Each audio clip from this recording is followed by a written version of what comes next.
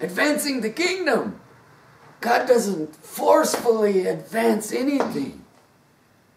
All right? The promise has been with the uncircumcised. All right? Abraham received righteousness before the circumcision. Circumcision, stamp of approval, like God's stamp of approval. But we're going to see it's a circumcision of heart and not the flesh. And that's where we get off in this world. No. Now, Jacob and all that, and they're going to have the circumcision. So they go through it. They actually do it, the circumcision. Man, this guy loves him so much, he got the whole town to be circumcised, just like they are. 3 days, they're still sore, hurting, unable to do anything. So Simeon and Levi come up with the idea they're going to go kill them all. And do. They whip out their sword and go and kill all the men of the Hittites. And then they grab all the ladies, all the wives, and all the daughters, all the women, and then all their cattle and their sheep and all their stuff. Then they grabbed all their gold and everything. They plundered them. Oh yeah, if you wasn't for Jesus Christ, you thieves and robbers would have never made it into heaven. Thieves and robbers. Without the grace of God, there is no way.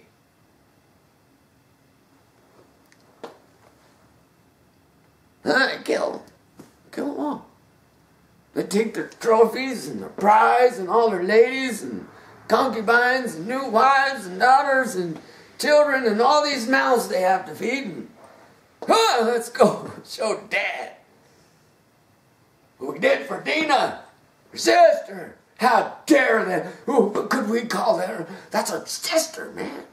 How dare them? They wanted to prostitute her. Turn her into a prostitute. So we killed him. Jacob's mad. He's upset. What's going on, you guys? You've ruined us. You've ruined us and our family and everything. You guys. You're so wicked. Dark inside. We gotta go. If anybody finds out about this, man, they're all going to come and gang up together and kill us, hurt us. You guys. So he goes on.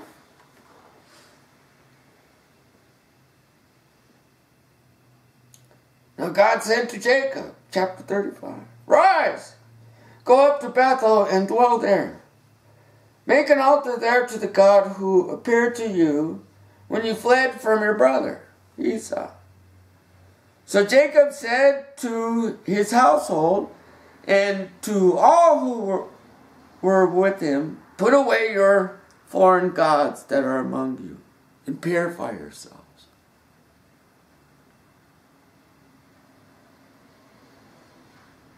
And change your garments."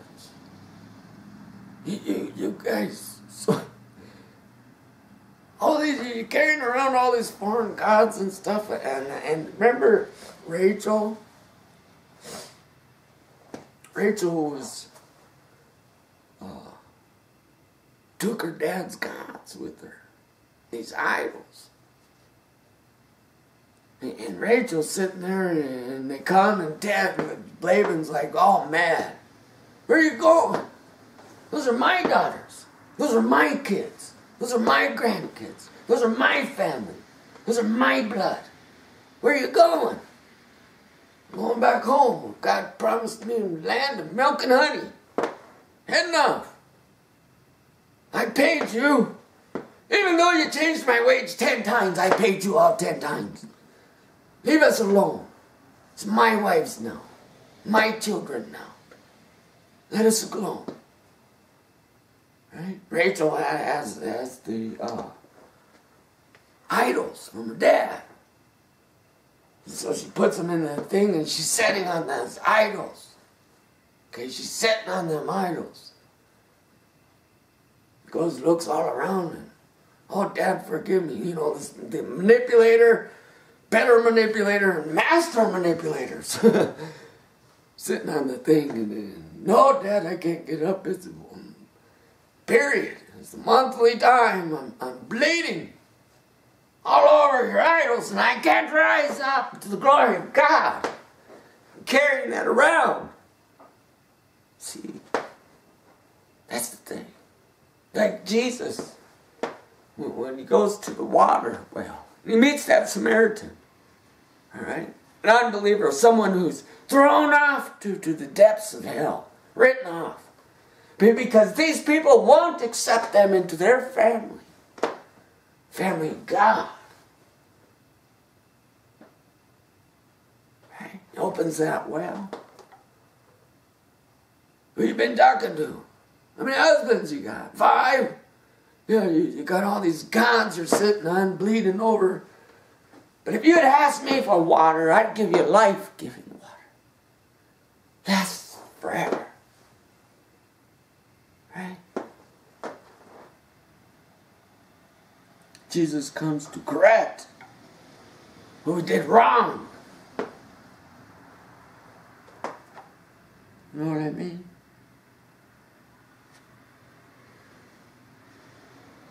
Now, so they go and they make an altar, right? You guys get rid of all your idols. All this stuff. You can't hide from God. And let us rise up and go to Bethel, so that I might make there an altar to God, who answers me in the day of my distress, and has been with me wherever I have gone. So they gave to Jacob all the foreign gods that they had, and the rings that were in their ears. Jacob hid them under the terebinth tree, and there was near Shechem. And then they journeyed. So now they admitted, confessed, hey, we screwed up and bad. And we can't hide from God. So now they bury all that stuff under this tree. No more. Put death to that. So we may rise up to the promise of God's promise. We're going to take over this promised land, but by respect and love, we're going to circumcise their hearts.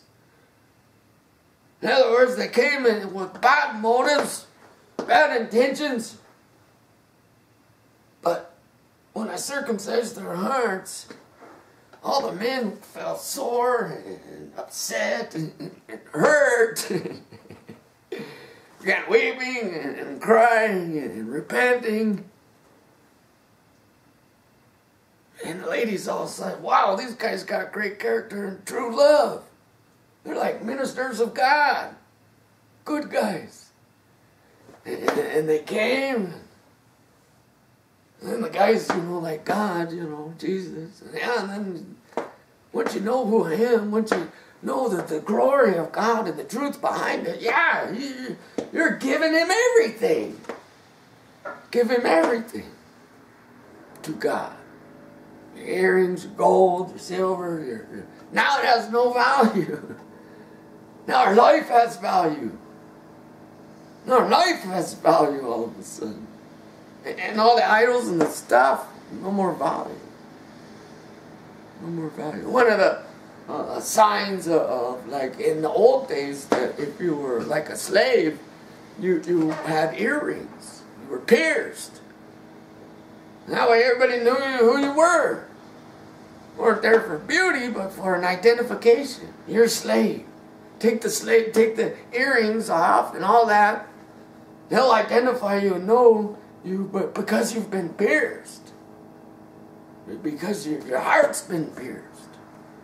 You've been broken, violated, and broke down and found out. We got to believe in God. We're in big trouble. That's what they kind of find out here. Now, alright, we're going to skip over a little bit of this story. Because it's not important. It is important. It just don't fit in this, what we're talking about. Because really what we're talking about is overcoming childhood abuse. How do we overcome the effects of childhood abuse? And you're going to see this is a generational thing. Oh, it's Laban, daughters, children. 3 generations. Jacob comes. And now we're going to begin to break that chain of oppression, of following and believing in lies. Because the liar comes with guilt and shame to beat you down. Look what he does to Jacob, the manipulator. What does they use? Guilt and shame. Right? Okay, here's Rachel. Go have your wifey. But you can't look at her until after the sun rises. But you guys have fun tonight. Wake up in the morning, that's not Rachel, that's Leah. And now what am I full of? Guilt and shame. Tools. The devil. What does God want to remove from you? Guilt and shame. Guilt and shame. The more better we walk our walk, the less guilt and shame we have to work with. The less he has to work with, I should say. Right? We have a greater defense. Right? Jacob, he's a good guy. His kids suck, but, you know, he walks pretty good with integrity. You got to remember, too, that Jacob, when he leaves, because of Esau in the fight, he's like 70 years old. This ain't a young buck. You know, we're always complaining about the 35, 40-year-old living at mom's house. This guy's 70. Come on.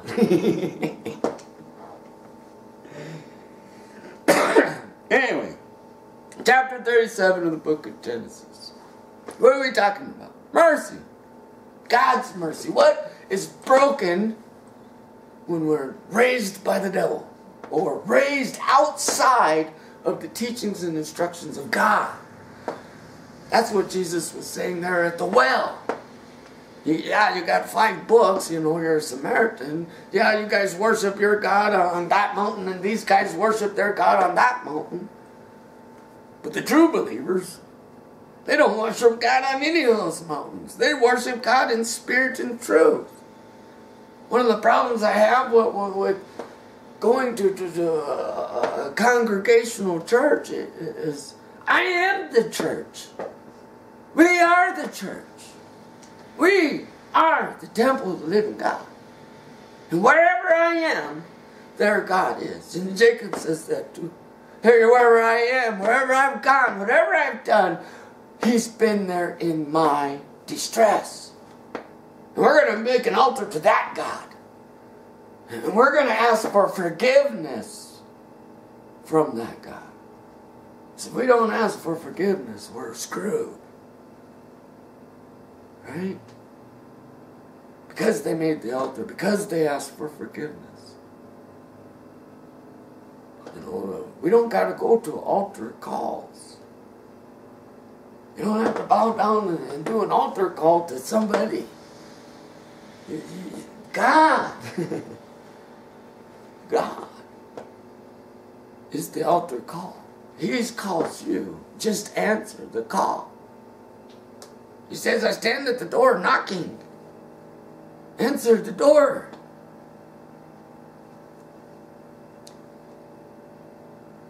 It says, now we're going to begin to see the fulfillment of God's will.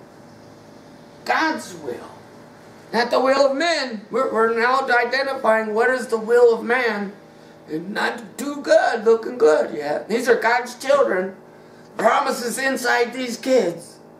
And what kids? Those thieves and robbers and plunderers and murderers.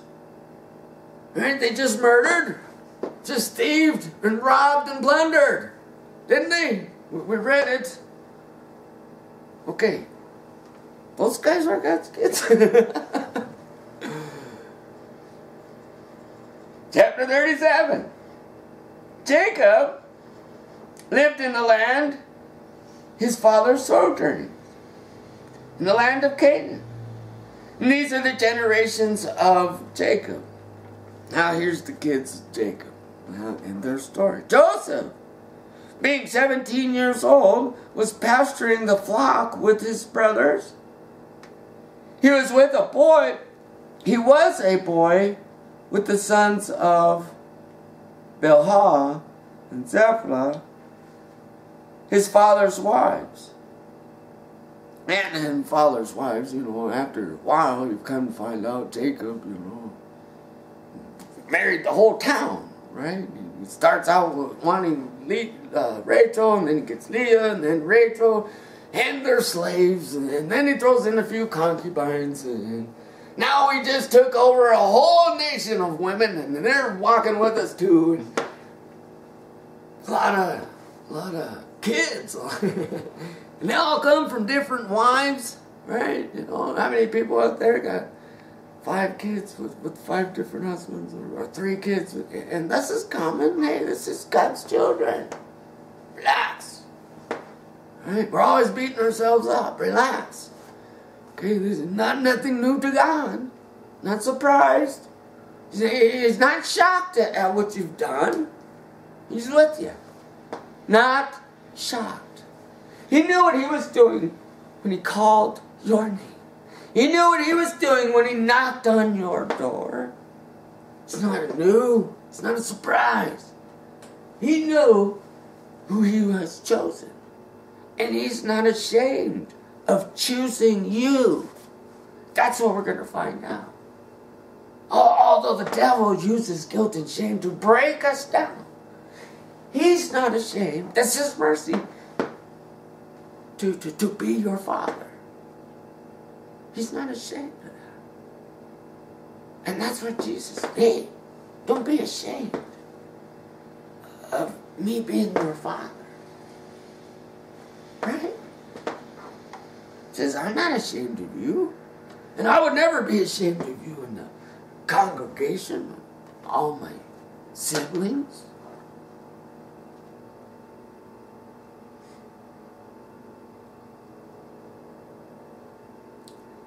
So Joseph was Dad's favorite. It's from Rebecca. It comes from his old age. Rebecca was always his favorite. She was the barren woman. Rebecca and Leah, they both had self-issue problems or self-esteem problems. Big ones. Leah kept hers inside. She was ugly. She was out of shape, fat and ugly. That's what the Bible says. Rachel's beautiful and gorgeous. Couldn't have kids and crying out loud and making noise and let everybody in town know. She was upset. Lisa felt the same, Leah. But didn't want nobody to know. Only her and God. They both were blessed by God. That's the thing is, through their offspring come the Savior of the world. The world.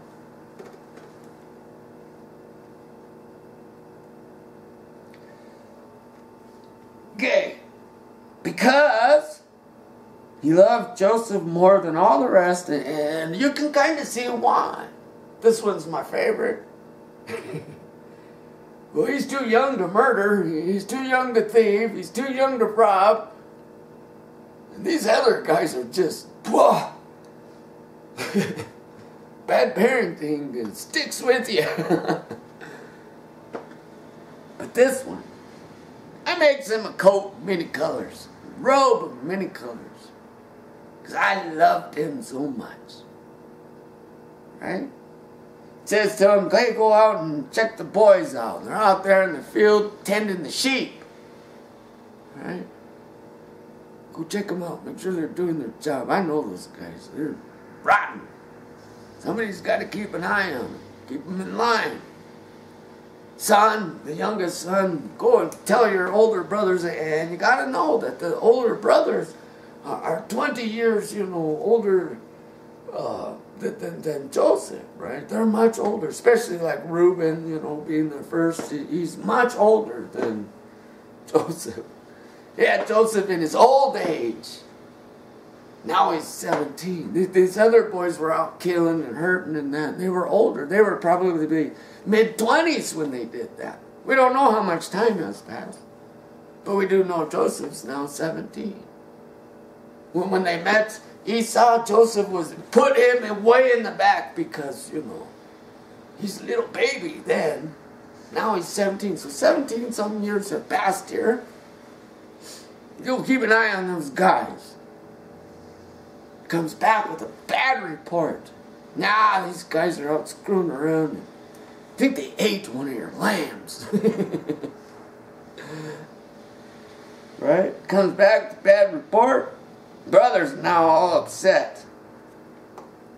Little snitch. Telling on us. Daddy's favorite, and even makes him a coat. They were more mad about the coat. Here, let me physically show you, sons, how much I love him and I don't love you. Like God, you know, and the angels. One of the punishments of the devil. This is his punishment. Because he wasn't deceived like us.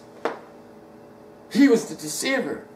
But he left the glory of God while being in God's glory and challenged God. This is your punishment. See that? I made a man, my son. Never said to an angels or the demons or the devil or nothing that God has ever created, but to a man. A man.